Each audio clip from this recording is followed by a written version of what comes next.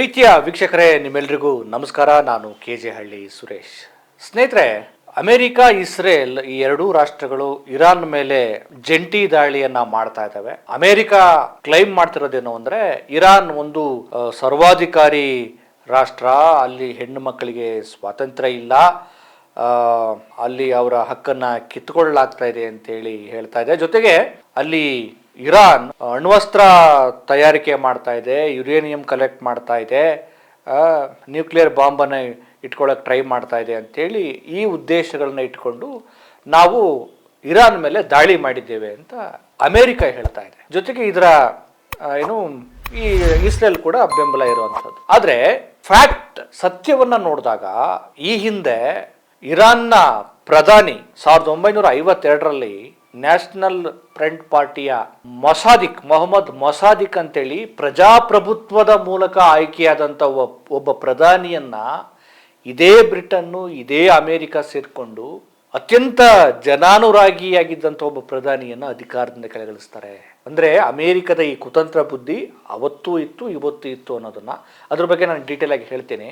ಈಗ ಹೇಳ್ತಾರಲ್ಲ, ಖಮೇನಿಯವರ ಆಡಳಿತ ಖಂಡಿತ ಅಲ್ಲಿನ ಈ ಸರ್ವಾಧಿಕಾರಿ ಧೋರಣೆ ಮತ್ತೆ ಕೆಲವೆಲ್ಲ ಕಟ್ಟರ್ ವಿಚಾರಗಳು, ಹಕ್ಕನ್ನ ಕಸಿದುಕೊಳ್ಳೋದು, ಅದನ್ನ ಯಾರು ಒಪ್ಪೋದಿಕ್ಕಾಗಲ್ಲ. ಆದ್ರೆ ಇದರ ಹೊರತಾಗಿಯೂ ಕೂಡ ಇವ್ರು ಹೇಳ್ತಾರಲ್ಲ, ಅಲ್ಲೇನೂ ಇಲ್ಲ, ಮಹಿಳೆಯರಿಗೆ ಸ್ವಾತಂತ್ರ್ಯ ಇಲ್ಲ, ಅದು ಇಲ್ಲ ಅಂತ. ಅದರ ಹೊರತಾಗಿಯೂ ಕೂಡ ಅಲ್ಲಿನ ಸಾಕ್ಷರತೆಯನ್ನ ನೋಡಿದಾಗ ನೀವು ತುಂಬಾ ಅಚ್ಚರಿ ಪಡ್ತೀರಿ.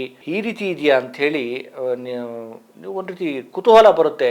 ಹಾಗಾದ್ರೆ ಇವರೆಲ್ಲ ಸುಳ್ಳನ್ನ ಪ್ರಚಾರ ಮಾಡಿದ್ರ ಅಂತೇಳಿ. ಹಂಗಂತೇಳಿ ಖಮೇನಿಯವರ ಎಲ್ಲಾ ಸಂಪೂರ್ಣ ಆಡಳಿತವನ್ನು ನಾವು ಒಪ್ಪೋದಿಕ್ಕೆ ಸಾಧ್ಯ ಇಲ್ಲ. ನೋಡಿ, ಆಲ್ಮೀಡಿಯಾ ಗ್ಲಾಡ್ಸನ್ ಅನ್ನುವಂಥ ಒಬ್ಬ ರೈಟರ್ ಈ ವಿಚಾರವನ್ನ, ಮಹತ್ವದ ವಿಚಾರವನ್ನ ಸೋಷಿಯಲ್ ಮೀಡಿಯಾದಲ್ಲಿ ಹಂಚಿಕೊಂಡಿದ್ದಾರೆ. ಅವ್ರು ಹೇಳ್ತಾರೆ ಅಲ್ಲಿ ನೋಡಿ, ಇಸ್ಲಾಮಿಕ್ ರಾಷ್ಟ್ರ ಆಗೋದಕ್ಕಿಂತ ಮುಂಚೆ ಇರಾನ್ ಅಲ್ಲಿನ ಸಾಕ್ಷರತೆ 50% ಇರತ್ತೆ. ಈಗ ನಾವು ನೋಡಿದ್ರೆ, ಅಂದ್ರೆ ಖಮೇನಿ ಅವರು ಬರೋದಕ್ಕಿಂತ ಮುಂಚೆ, ಆ ನಂತರ ಖಮೇನಿ ಅವರು ಬಂದ ನಂತರ ಅಲ್ಲಿನ ಸಾಕ್ಷರತೆ ಮತ್ತೆ ಅಲ್ಲಿನ ಲಿಟ್ರಸಿ ಪ್ರಮಾಣ ಅದೆಲ್ಲವನ್ನ ನೋಡ್ತಾ ಹೋಗೋಣ. ಇದೀಗ ಅಲ್ಲಿನ ಓವರ್ ಆಲ್ ವಯಸ್ಕರ ಸಾಕ್ಷರತೆ 90 ಇಂದ 92% ಇದೆ. ಎಲ್ಲಿ? ಇರಾನ್ ನಲ್ಲಿ 90 ಇಂದ 92. ಇಂಡಿಯಾದಲ್ಲಿ ಎಷ್ಟಿದೆಯೋ ಗೊತ್ತಿಲ್ಲ. ಇಂಡಿಯಾದಲ್ಲೂ ಕೂಡ 100ಕ್ಕೆ 100 ಆಗ್ಬೇಕು ಅನ್ನೋದು ನಮ್ಮ ಆಶಯ. ಎಲ್ಲರೂ ಕೂಡ ಪ್ರಜ್ಞಾವಂತರಾಗಬೇಕು ಅನ್ನೋದು ನಮ್ಮ ಆಶಯ. ಇನ್ನು ಯುವ ಜನಾಂಗದ ಸಾಕ್ಷರತೆ, ನಾನು ಆಗ್ಲೇ ಹೇಳಿದ್ದು ಓವರ್ ಆಲ್ ಅಲ್ಲಿ ಎಲ್ಲರ ಒಂದು ಟೋಟಲಿ ಅಲ್ಲಿನ ಜನಸಂಖ್ಯೆಯ ಒಂದು ಸಾಕ್ಷರತೆ 90 ಇಂದ 92% ಇರಾನ್ದು. ಇನ್ನು ಇರಾನ್ನ ಯುವ ಜನಾಂಗದ ಸಾಕ್ಷರತೆಯ ಪ್ರಮಾಣ ಎಷ್ಟಿದೆ ಅಂತ ನೋಡಿದ್ರೆ 98.8% ಇದೆ. 98.8. ಇನ್ನೊಂದು ಅಚ್ಚರಿ ಏನು ಅಂದ್ರೆ, ಪದೇ ಪದೇ ಅಮೆರಿಕ ಆರ್ಥಿಕವಾದ ದಿಗ್ಬಂಧನವನ್ನ ಇರಾನ್ ಮೇಲೆ ಹೇರ್ತಾ ಬರ್ತಾ ಇದೆ. ತನ್ನ ಕಂಟ್ರೋಲ್ ಅಲ್ಲಿ ಇಟ್ಕೋಬೇಕು, ಈ ತೈಲದ ಹಿಡಿತವನ್ನ ನನ್ನ ಹಿಡಿತಕ್ಕೆ ಬರಬೇಕು ಅಂತೇಳಿ ಅಮೆರಿಕ ಏನ್ ಪ್ರಯತ್ನ ಪಡ್ತಾ ಇದೆ. ಆ ಕಾರಣಕ್ಕೋಸ್ಕರ ಬೇರೆ ಬೇರೆ ದೇಶಗಳ ಮೇಲೆ ಆರ್ಥಿಕ ನಿರ್ಬಂಧ ಹೇರೋದಲ್ಲದೆ ಇರಾನ್ ಮೇಲೂ ಕೂಡ ಪದೇ ಪದೇ ನಿರ್ಬಂಧವನ್ನ ಹೇರಿತ್ತು. ಇದರ ಹೊರತಾಗಿಯೂ ಕೂಡ ಯುದ್ಧ ಆಗುತ್ತೆ. ಯುದ್ಧ ಆದಾಗ ಸಹಜವಾಗಿಯೇ ಬೇರೆ ಬೇರೆ ದೇಶಗಳು ಯುದ್ಧದ ಸಲಕರಣೆಗಳನ್ನ ತನ್ನ ಮಿತ್ರ ರಾಷ್ಟ್ರಗಳಿಂದ ಪಡೆದುಕೊಳ್ಬೇಕಾಗತ್ತೆ. ಅಮೆರಿಕ ಕೂಡ ಈಗ ಬೇರೆ ಬೇರೆ ದೇಶಗಳಿಂದ ಯುದ್ಧದ ಸಲಕರಣೆಗಳನ್ನ, ಸಹಾಯವನ್ನ ಪಡೆಯುವ ಸ್ಥಿತಿಗೆ ಅಮೆರಿಕ ಕೂಡ ಬಂದಿದೆ. ಯುದ್ಧವನ್ನು ಶುರು ಮಾಡ್ತು, ಈಗ ಯುದ್ಧದಿಂದ ಒಂದು ರೀತಿ ಪತ್ರಗುಟ್ಟುವ ಪರಿಸ್ಥಿತಿ ಬಂದಿದೆ.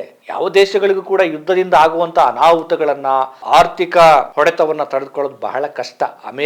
ಅಮೆರಿಕವೇ ನಡುಗ್ತಾ ಇದೆ. ಇಂಥ ಸಂದರ್ಭದಲ್ಲಿ, ಯುದ್ಧದ ಸಂದರ್ಭದಲ್ಲಿ ಈ ಅಮೆರಿಕ ಆರ್ಥಿಕ ನಿರ್ಬಂಧ ಹೇರಿದ ಪರಿಣಾಮವಾಗಿ ರಷ್ಯಾ ಇರಬಹುದು, ಚೀನಾ ದೇಶಗಳಿಂದ ಯುದ್ಧದ ಸಲಕರಣೆಗಳನ್ನ ಪಡೆದುಕೊಳ್ಳೋದಕ್ಕೆ ಈ ಆರ್ಥಿಕ ನಿರ್ಬಂಧವು ಕೂಡ ಒಂದ್ ಸ್ವಲ್ಪ ತೊಡಕಾಗಿದೆ. ಯಾಕೆಂದ್ರೆ ರಷ್ಯಾಗೆ ಮತ್ತೆ ಚೀನಾಗೆ ತೈಲವನ್ನ ಒಂದು 70% ತೈಲವನ್ನ ಇರಾನ್ ಕಳಿಸ್ಕೊಡ್ತಾ ಇದೆ. ಆ ಕಾರಣಕ್ಕೋಸ್ಕರ ಯುದ್ಧದ ಸಂದರ್ಭದಲ್ಲಿ ನಮಗೂ ಸಹಾಯ ಮಾಡ್ರಪ್ಪ ಅಂತ ಅವ್ರು ಕೇಳಿದರೆ ಆರ್ಥಿಕ ನಿರ್ಬಂಧವು ಒಂದು ಕಾರಣ ಆಗಿದೆ.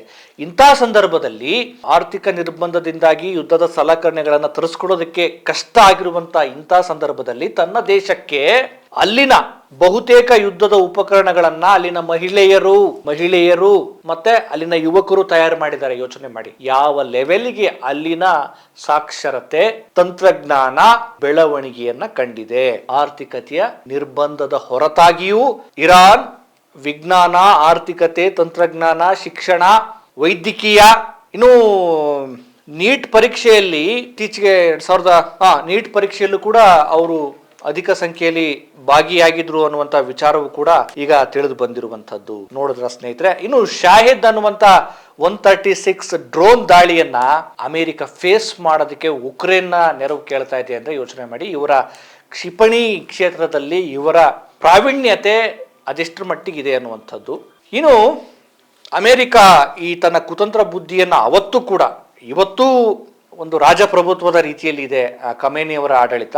ಆದ್ರೆ ಅವತ್ತು ಪ್ರಜಾಪ್ರಭುತ್ವ ವ್ಯವಸ್ಥೆ ಇತ್ತು 1952ರಲ್ಲಿ. ಅದಕ್ಕೂ ಹಿಂದೆ ಅಂದ್ರೆ ಮೊಹಮ್ಮದ್ ಮೊಸಾದಿಕ್ ಅವರು ಬರೋದಕ್ಕಿಂತ ಹಿಂದೆ ಏನು ಆಂಗ್ಲೋ ಪರ್ಷಿಯಾ ಕಂಪನಿ ಇರಾನ್ ನಲ್ಲಿ 1913ರಲ್ಲಿ ಆಂಗ್ಲೋ ಪರ್ಷಿಯಾ ಕಂಪನಿ ಅನ್ನುವಂತ ಬ್ರಿಟನ್ ಕಂಪನಿ ಅಲ್ಲಿ ತೈಲವನ್ನ ಸಂಸ್ಕರಣೆ ಮಾಡೋದು, ತೈಲವನ್ನ ಸರಬರಾಜು ಮಾಡೋದು, ಬೇರೆ ದೇಶಗಳಿಗೆ ಕಳಿಸೋದು, ಅದೆಲ್ಲ ಕಂಟ್ರೋಲ್ ಅನ್ನ ಇಟ್ಕೊಂಡಿರುತ್ತೆ ಬ್ರಿಟನ್ ಕಂಪನಿ. ಎಲ್ಲಿ? ಇರಾನ್ನ ತೈಲ ನಿಕ್ಷೇಪ, ಬ್ರಿಟನ್ನ ಆಡಳಿತ ಮತ್ತು ಕಂಟ್ರೋಲ್. ಇದರಲ್ಲಿ 85% ಲಾಭವನ್ನ ಬ್ರಿಟನ್ ತಗೊಳುತ್ತೆ, 15% ಲಾಭವನ್ನು ಮಾತ್ರ ಇರಾನ್ಗೆ ಕೊಡ್ಲಾಗತ್ತೆ. ಈ ರೀತಿ ವ್ಯವಸ್ಥೆ ಇರುತ್ತೆ. ಅದಾದ ನಂತರ 1952ರಲ್ಲಿ ನ್ಯಾಷನಲ್ ಫ್ರಂಟ್ ಪಾರ್ಟಿ ಮುಖೇನ ಮೊಹಮ್ಮದ್ ಮೊಸಾದಿಕ್ ಅನ್ನೋರು ಬರ್ತಾರೆ. ಪ್ರತಿ ಸಲ ಒಬ್ಬೊಬ್ರು ಹುಟ್ಟುತ್ತಾರೆ ಅಂತಾರಲ್ಲ, ಪ್ರಕೃತಿ ಅವ್ರನ್ನ ಹುಟ್ಟಿಸುತ್ತೆ ಅಂತ ಹೇಳ್ತೀವಲ್ಲ, ಅದೇ ರೀತಿ ಮೊಸಾದಿಕ್ ಅವರು ಬಂದ ಮೇಲೆ ಅವ್ರಿಗೆಲ್ಲ ಗೊತ್ತಿರುತ್ತೆ ಬ್ರಿಟನ್ನ ಈ ತಂತ್ರಗಾರಿಕೆ ನಮಗೆ ಕಡಿಮೆ ದುಡ್ಡು ಕೊಡ್ತಾರೆ, ಜಾಸ್ತಿ ಲಾಭವನ್ನು ಇವ್ರು ತಗೊಳ್ತಾರೆ ಅನ್ನೋದೆಲ್ಲ ಗೊತ್ತಿರುತ್ತೆ. ಅವ್ರೇನ್ ಮಾಡ್ತಾರೆ, ಈ ತೈಲ ನಿಕ್ಷೇಪಗಳನ್ನ, ತೈಲ ವ್ಯವಸ್ಥೆಯನ್ನ ರಾಷ್ಟ್ರೀಕರಣ ಮಾಡ್ತಾರೆ. ಮೊಹಮ್ಮದ್ ಮೊಸಾದಿಕ್ ಅವರು ಪ್ರಭುತ್ವದ ವ್ಯವಸ್ಥೆಯ ಮೂಲಕ ಆಯ್ಕೆಯಾಗಿ ಬಂದಿರ್ತಾರೆ. ಯಾವಾಗ ಈ ತೈಲ ವ್ಯವಸ್ಥೆಯನ್ನ ರಾಷ್ಟ್ರೀಕರಣ ಮಾಡಿದಾದ್ಮೇಲೆ ಬರುವಂತ ಲಾಭವನ್ನ, ಸಂಪೂರ್ಣ ಲಾಭವನ್ನ ಜನರಿಗೋಸ್ಕರನೇ ಬಳಕೆ ಮಾಡ್ಕೊಳ್ತಾರೆ. ಯಾವ ರೀತಿ? ಅಲ್ಲಿನ ಜನರಿಗೆ ಭೂ ಸುಧಾರಣೆಗೋಸ್ಕರ, ಅವರಿಗೆ ವಿವಿಧ ಕಲ್ಯಾಣ ಯೋಜನೆಗಳನ್ನ ಮಾಡುವ ಸಲುವಾಗಿ, ಒಟ್ಟಾರೆ ಜನರಿಗೆ ಜನರ ಬದುಕು ಉನ್ನತಿಯಾಗುವ ಸಲುವಾಗಿ ಅವರನ್ನ ಮುನ್ನೆಲೆಗೆ ತರುವ ಒಂದು ಕಾರ್ಯಕ್ರಮಗಳ ಭಾಗವಾಗಿ ಯಾವಾಗ ಈ ತೈಲ ನಿಕ್ಷೇಪಗಳನ್ನ ರಾಷ್ಟ್ರೀಕರಣ ಮಾಡಿ ಅದರ ಬಂದಂತ ಲಾಭವನ್ನ ಜನರಿಗೆ ಕೊಡ್ತಾರೆ. ಇಷ್ಟು ದಿನ ಏನ್ ಮಾಡ್ತಾ ಇತ್ತು, ಬ್ರಿಟನ್ ಕಂಪನಿ ಸಂಪೂರ್ಣ ಲಾಭವನ್ನು ತೆಗೆದುಕೊಳ್ತಾ ಇತ್ತು, ಕೇವಲ ಒಂದು 50% ಕೊಡ್ತಾ ಇದ್ರು. ಮೊಸಾದಿಕ್ ಅವರು ಬಂದ ನಂತರ ಸಂಪೂರ್ಣ ಒಂದು ರೀತಿ ತನ್ನ ಇರಾನ್ ದೇಶದ ಕಲ್ಯಾಣವನ್ನೇ ಕ್ರಾಂತಿಕಾರಕವಾಗಿ ಮಾಡಿಬಿಡ್ತಾರೆ. ಜನಮಾನಸದಲ್ಲಿ ಒಬ್ಬ ದೊಡ್ಡ ನಾಯಕನಾಗಿ ಮೊಹಮ್ಮದ್ ಮೊಸಾದಿಕ್ ಅವರು ನಿಲ್ತಾರೆ. ಅಲ್ಲಿಂದ ಶುರುವಾಗುತ್ತೆ ಈ ಅಮೆರಿಕ ಮತ್ತು ಬ್ರಿಟನ್ ದೇಶಗಳ ಕುತಂತ್ರ. ಹೇಗ ಅಲ್ಲೇ ನಾವು ಇಷ್ಟು ದಿನ ಲಾಭ ಮಾಡ್ಕೊಳ್ತಿದ್ವಿ, ಮೊಸಾದಿಕ್ ಅವ್ರು ಬಂದ ನಂತರ ನಮಗೆಲ್ಲ ಬಿತ್ತಲ್ಲ ಹೊಡೆತ ಅಂತೇಳಿ ಈ ಬ್ರಿಟನ್ ಕಂಪನಿ ಮತ್ತೆ ಅಮೆರಿಕಕ್ಕೆ ಹೋಗಿ, ನಾವು ನೋಡಿ ಹಿಂಗೆಲ್ಲ ಇತ್ತು, ಈಗ ಮೊಸಾದಿಕ್ ಅವ್ರು ಬಂದ ಮೇಲೆ ನಮಗೆ ತೊಂದರೆ ಆಗಿದೆ, ನೀವು ನಮಗೆ ಸಪೋರ್ಟ್ ಮಾಡಿ, ಮತ್ತೆ ಅವ್ರನ್ನ ಅಧಿಕಾರದಿಂದ ಕೆಳಗಿಳಿಸ್ಬಿಡೋಣ, ಮತ್ತೆ ನಾವು ಆ ತೈಲ ನಿಕ್ಷೇಪಗಳ ಮೇಲೆ ಕಂಟ್ರೋಲ್ ತೆಗೆದುಕೊಳ್ಳಬಹುದು ಅಂತೇಳಿ ಒಂದು ಪ್ಲಾನ್ ಮಾಡ್ಕೊಳ್ತಾರೆ, ಮಾತಾಡ್ತಾರೆ. ಆದ್ರೆ ಪ್ರಾರಂಭದಲ್ಲಿ ಒಪ್ಕೊಳ್ಳೋದಿಲ್ಲ, ಆ ನಂತರ ಒಪ್ಕೊಳ್ತಾರೆ. ಸಹಜವಾಗಿ ಈ ತರದ ದೇಶಗಳು ಹಂಗೆ ಅಲ್ವಾ, ಲಾಭ ಯಾರು ನಿರ್ನಾಮ ಆದ್ರೇನು ಏನಾದ್ರೇನು, ಆ ನಂತರ ಡೀಲ್ಗೆ ಒಪ್ಕೊಳ್ತಾರೆ. ಅಲ್ಲಿನ ಸಿಐಎ ಏಜೆನ್ಸಿಗೆ ಈ ಒಂದು ಡೀಲ್ನ ಕೊಡಲಾಗುತ್ತೆ. ಸುಮಾರು ಮೊಸಾದಿಕ್ ಅವರನ್ನ ಅಧಿಕಾರದಿಂದ ಕೆಳಗಿಳಿಸಬೇಕು ಅನ್ನೋ ಉದ್ದೇಶಕ್ಕೋಸ್ಕರ $10 ಲಕ್ಷ ಮೀಸಲಿಟ್ಟಿರ್ತಾರೆ. ಬರೋಬ್ಬರಿ $10 ಲಕ್ಷ. ಕೊನೆಗೆ ಪ್ರಾರಂಭದಲ್ಲಿ ಟ್ರೈ ಮಾಡ್ತಾರೆ, ಅಲ್ಲಿನ ಸೌದಿಯ ಒಂದಷ್ಟು ರಾಜರುಗಳ ಜೊತೆ ಪ್ಲಾನ್ ಮಾಡ್ತಾರೆ, ಅವ್ರು ಒಪ್ಪೋದಿಲ್ಲ. ಆನಂತರ ಬೇರೆ ಬೇರೆ ರೀತಿಯಲ್ಲಿ ಪ್ರಯತ್ನ ಪಟ್ಟು ಏನೋ ಒಂದು ಪ್ಲಾನ್ ಮಾಡಿ ಅಲ್ಲಿ ಆಂತರಿಕ ದಂಗೆ ಎಬ್ಬಿಸ್ಬೇಕು ಅನ್ನೋ ನಿಟ್ಟಲ್ಲಿ ಪ್ರಯತ್ನ ಮಾಡ್ತಾರೆ. ಪ್ರಾರಂಭದಲ್ಲಿ ವಿಫಲ ಆಗ್ತಾರೆ. ಆ ನಂತರ ಯಾವ್ಯಾವುದೋ ರೀತಿಯ ಕುತಂತ್ರಗಳನ್ನ ಮಾಡಿ ಇಡೀ ತನ್ನ ದೇಶಾದ್ಯಂತ ಜನ ಮಾನಸವನ್ನ ಗೆದ್ದು ಜನರಲ್ಲಿ ಪ್ರೀತಿಯನ್ನ ಗಳಿಸಿ ತನ್ನ ದೇಶದ ಅಭಿವೃದ್ಧಿಯನ್ನ ಮಾಡಿದಂತ ಮೊಸಾದಿಕ್ ಅವರ ವಿರುದ್ಧ ದಂಗೆ ಹೇಳೋ ರೀತಿಯಲ್ಲಿ ಇವರು ಕುಟಿಲತೆಗಳನ್ನ ರೂಪಿಸ್ಬಿಡ್ತಾರೆ ಬ್ರಿಟನ್ ಮತ್ತು ಅಮೆರಿಕ. ಕೊನೆಗೆ ಮೊಸಾದಿಕ್ ಅವರ ವಿರುದ್ಧವೇ ಜನ ಬಿದ್ದು ಬಿಡ್ತಾರೆ. ಯೋಚನೆ ಮಾಡಿ, ವ್ಯವಸ್ಥೆ ಯಾವ ರೀತಿ ಇವ್ರನ್ನೆಲ್ಲ ದಿಕ್ಕು ತಪ್ಪಿಸ್ತಾರೆ ಅಂತೇಳಿ. ಅವ್ರನ್ನ ದೇಶದ್ರೋಹಿ ಅಂತೇಳಿ ಬಿಂಬಿಸಿಬಿಡ್ತಾರೆ.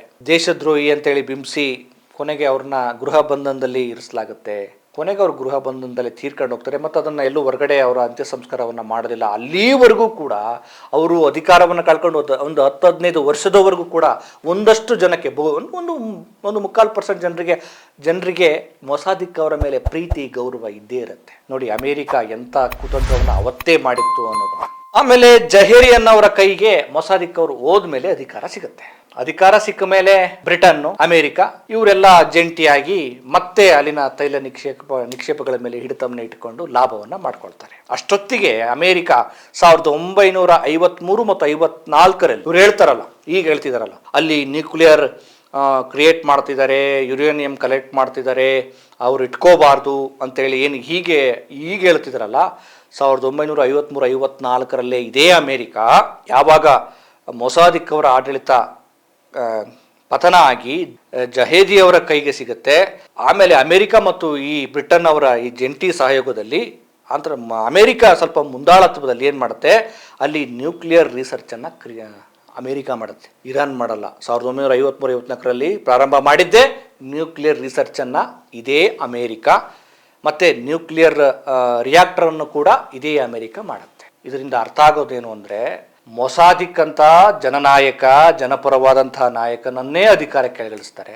ಆನಂತರ ಕಮೇನಿಯವರ ಆಯತುಲ್ಲಾ ಖಮೇನಿಯವರ ಆಡಳಿತ ಬರುತ್ತೆ, ನಿಮಗೆಲ್ಲ ಗೊತ್ತೇ ಇದೆ. ಆದರೆ ಈ ಸಾಮ್ರಾಜ್ಯಶಾಹಿ ದೇಶಗಳು ತಮ್ಮ ಲಾಭಕ್ಕೋಸ್ಕರ ಇವತ್ತಿನಿಂದ ಹಿಡಿದು ಈ ಹಿಂದೆಯೂ ಕೂಡ ಯಾವ ರೀತಿ ಕುಟಿಲತೆಯನ್ನು ಉಪಯೋಗಿಸಿ ಅವನ್ನು ಕಬಳಿಸುವ, ವಶಪಡಿಸಿಕೊಳ್ಳುವ ಕುತಂತ್ರವನ್ನು ಅವತ್ತೂ ಮಾಡಿದ್ವು, ಇವತ್ತೂ ಕೂಡ ಮಾಡ್ತಾನೆ ಇದ್ದಾವೆ. ವೆನಿಜುವೆಲಾದ ಈ ಹಿಂದಿನ ಅಧ್ಯಕ್ಷ ಕೂಡ ರಾಷ್ಟ್ರೀಕರಣ ಮಾಡಿದ್ರು, ಅಲ್ಲಿನ ತೈಲವನ್ನ, ಅಲ್ಲಿನ ಜನರ ಅಭಿವೃದ್ಧಿಯನ್ನು ಕೂಡ ಮಾಡಿದ್ರು. ಅಂದ್ರೆ ಇಡೀ ಜಗತ್ತನ್ನ ಕಂಟ್ರೋಲ್ಗೆ ತೆಗೆದುಕೊಳ್ಬೇಕಂದ್ರೆ ತೈಲದ ಹಿಡಿತವೂ ಬೇಕಾಗತ್ತೆ.